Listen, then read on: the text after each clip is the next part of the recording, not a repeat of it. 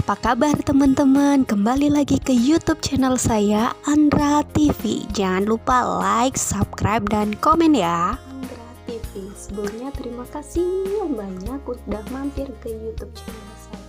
Kebaikan YouTube channel saya, kelanjutannya jangan lupa subscribe, like, dan komen. Terima kasih sebelumnya. Akhir-akhir ini kita telah resahkan karena coronavirus, di mana Indonesia maupun negara-negara lain sangat kebingungan untuk menyelesaikan masalah ini. Ini adalah masalah kita semua. Jadi jangan lupa save diri kalian, itu sama aja kalian save keluarga, teman, lingkungan kalian, semua negara kalian, negara-negara lain, itu berarti kamu save semuanya. Jadi mulailah dari diri sendiri. Di tahun ini banyak sekali pasangan-pasangan yang akhirnya mengundur waktu pernikahannya. Jadi saya baru tahun kemarin menikah. Jadi saya merasakan gimana ya kalau saya di posisi mereka. Nggak tahu lagi gimana caranya saya menenangkan hati saya, mental saya, keluarga saya. Otomatis kita sudah menyiapkan semuanya dan pada akhirnya kita harus mengundur pernikahan kita, dan kita harus memberitakan semua itu ke vendor-vendor saya. Saya tahu vendor-vendor itu akan mengerti posisi kita karena ini adalah masalah kita semua. Saya punya banyak teman vendor, baik vendor pemotretan, video, make up, terus dekorasi yang biasa nggak di gedung, terop dan sebagainya. Itu saya punya teman dan mereka juga akhirnya memutuskan untuk oke, kalau memang diundur kami siap untuk mengikuti kapanpun itu. Dan saya berharap semua ini akan terselesaikan sebelum Idul Fitri atau sebelum Ramadan, minimal sebelum Idul Fitri, supaya kita semua bisa pulang berkumpul sama kedua orang tua. Saya pun juga orang perantauan, dan itu hanyalah sekelebit apa yang ada di benak saya. Yang poin yang akan saya sampaikan di sini adalah sambil kalian menunggu waktu coronavirus ini berlalu dan pengunduran atau acara pernikahan kalian di waktu yang bagus kapan, itu pasti apalagi orang Jawa itu sulit banget untuk mencari hari-hari yang cocok buat kedua belah pihak atau orang tua di atasnya orang tua kita. Saya hanya akan share bagaimana kemarin saya mempersiapkan pernikahan saya di situasi ketika saya adalah orang perantauan, saya ada di Malang dan acara ada di Tulungagung. Semua saya harus ngaturnya di Tulungagung. Calon suami saya posisinya ada di Surabaya, bayangkan saya harus ngatur.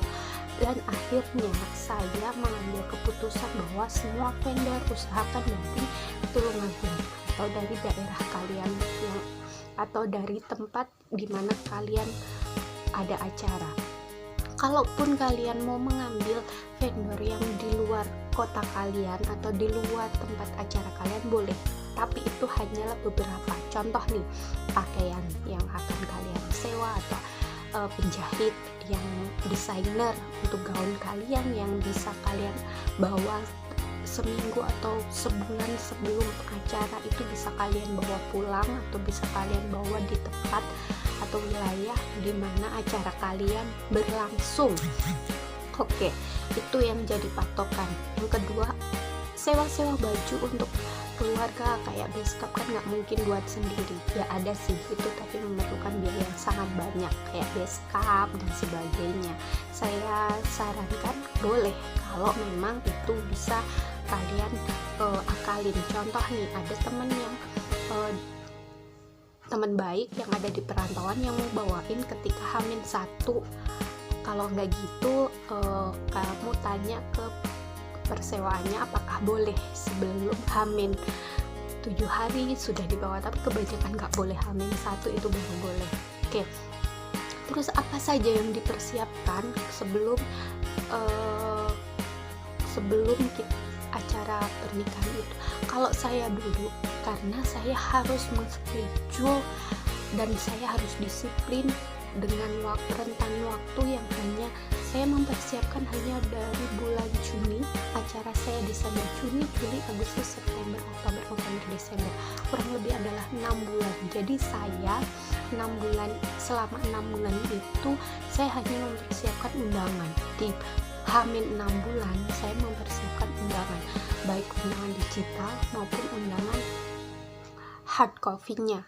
Saya sarankan hardnya jangan terlalu banyak supaya kamu tidak mengeluarkan biaya yang banyak. Karena kenapa? Untuk zaman-zaman sekarang ini digital pun sudah diterima. Beda kalau dulu, ngapain undangan pakai digital, males lah datang. Ada yang gini, kalau ngundang di digital saya bahasanya arisannya juga pakai digital dong, ngapain juga saya datang. Ada juga, cuman untuk saat-saat ini, di tahun-tahun ini kayak digital itu udah diterima di semua kalangan. Itu dulu. Jadi Hamin 6 bulan itu undangan semua sudah saya atur, digital maupun yang hard. Kemudian minimal Hamin 5 bulan itu saya memesan souvenir. Nah, souvenirnya saya sih gini, saya sarankan souvenir maupun undangan itu sangat bermanfaat untuk tamu-tamu kalian.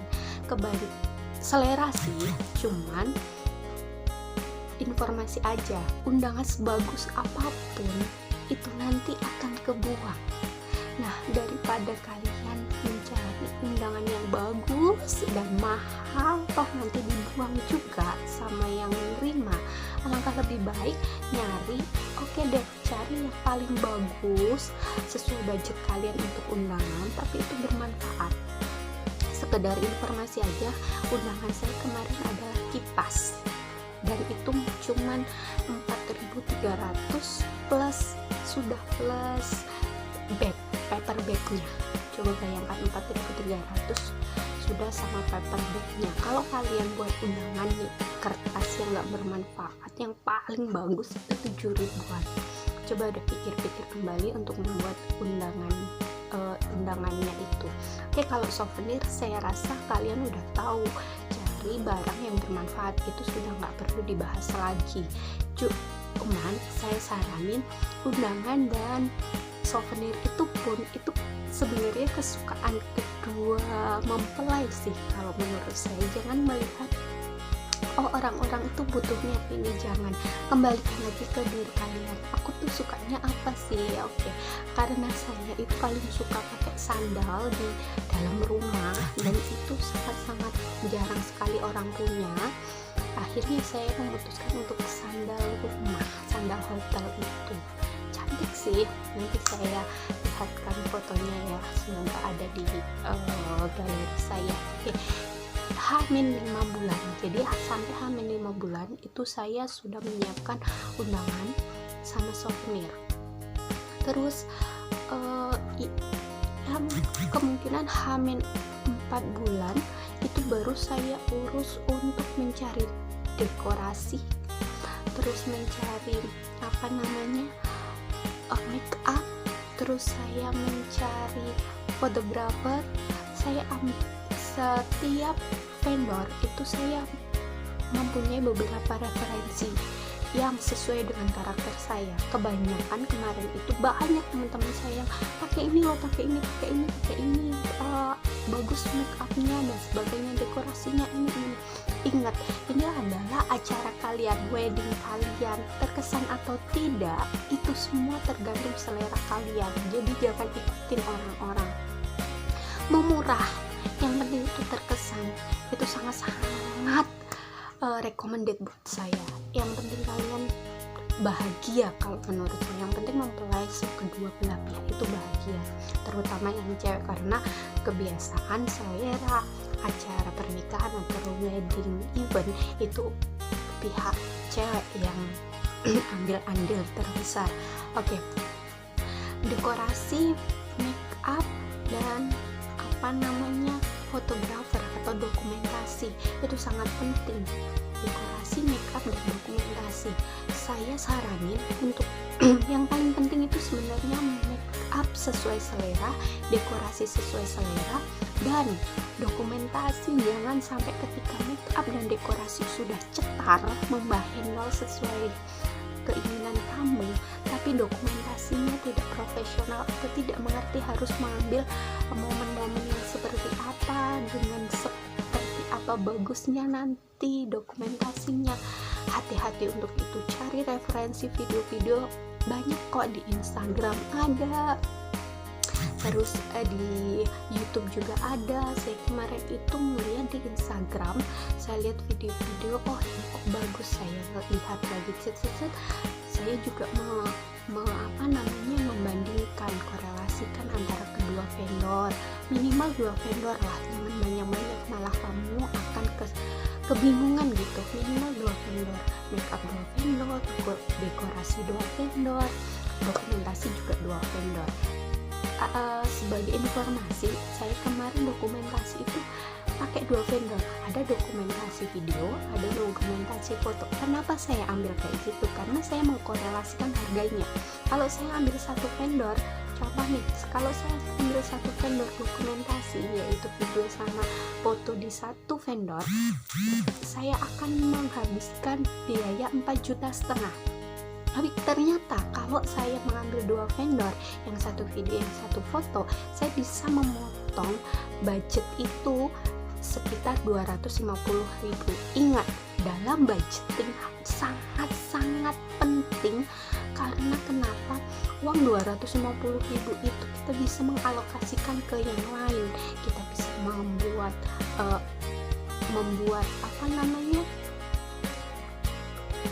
biaya 250.000 itu untuk biaya pembayaran undangan, bisa, dan sebagainya.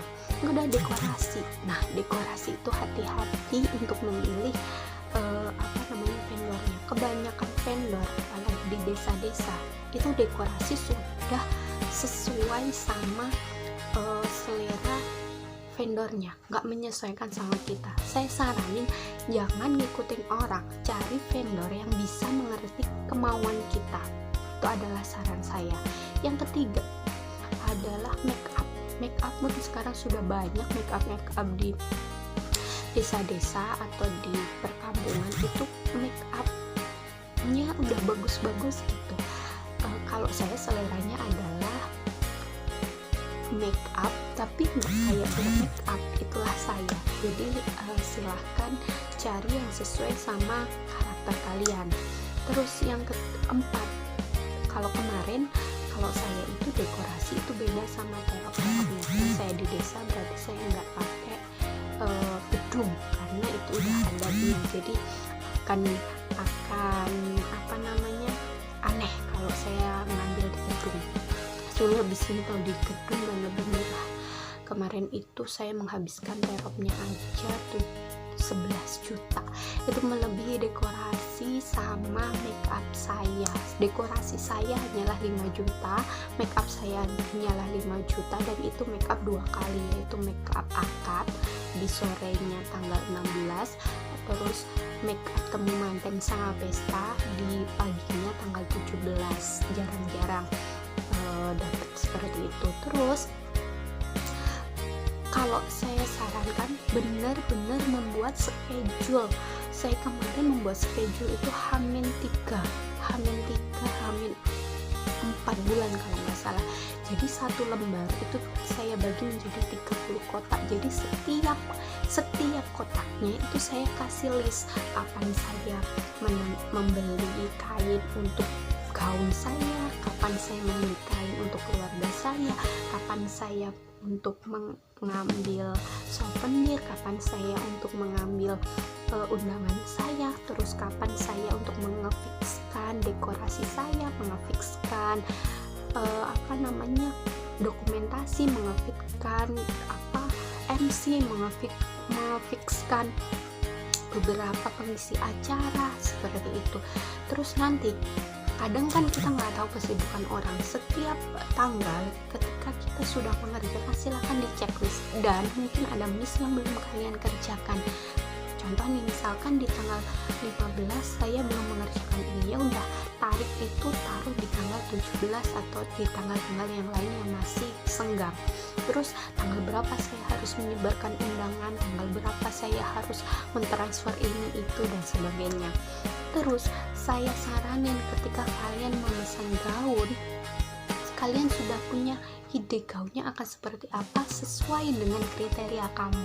Catat sesuai dengan kriteria kamu atau karakter kamu. Jangan mengikuti sama penjahit, karena penjahit dan kamu kadang sudah berbeda gitu. Dan ketika kamu mengambil gaun, jangan sampai oke, hari ini aku ambil dan hari ini pasti akan saya ulang. Belum tentu. Karena kenapa? Ketika kita fitting itu banyak sekali hal-hal yang mungkin mengecewakan kalian. Mungkin kadang kelonggaran sebelah sini, kadang kelonggaran sebelah mana, itu hal yang biasa. Jadi usahakan H-1 bulan itu kalian sudah fitting baju. Terus cowok, hati-hati untuk cowok, kasihan cowok kalian atau calon suami kalian kalau memakai baju yang menor, harus pakai make up yang menor, itu sangat-sangat kasihan. Kasih pesen ke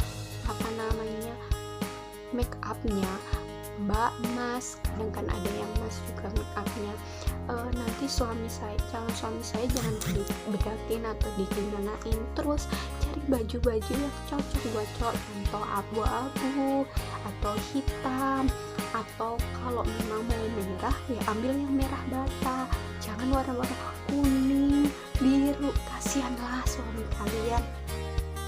Jarang juga, kalaupun mau mungkin pink soft, coklat yang soft kayak gitu, abu-abu gitu, itu pantas lah buat cowok. Cuman itu selera aja sih. Tapi kalau saya sarankan nih ya, sesuaikan sama karakter yang cowok juga kayak gitu. Dan ketika kalian mengambil konsep apapun itu, ngambil pengisi acara apapun itu, sesuaikan sama kondisi keluarga kedua belah pihak. Contoh nih, keluarga suami saya itu ya udah haji, jadi agamis. Jadi kalau saya ambil pengisi acaranya penarinya Cucuk Lampah, saya minta kemarin, biasanya Cucuk Lampah itu kan pakai yang kayak gini, kemben itu, saya pesenin, Mbak jangan pakai kemben ya, sedikit ditutup, itu sangat-sangat bermanfaat, dia pun juga nggak akan bingung nantinya. Insya Allah vendor atau pengisi acara menyesuaikan dengan baik kalau kamu sudah membicarakan dengan baik. Terus satu tips lagi, komunikasi, jalin komunikasi yang baik.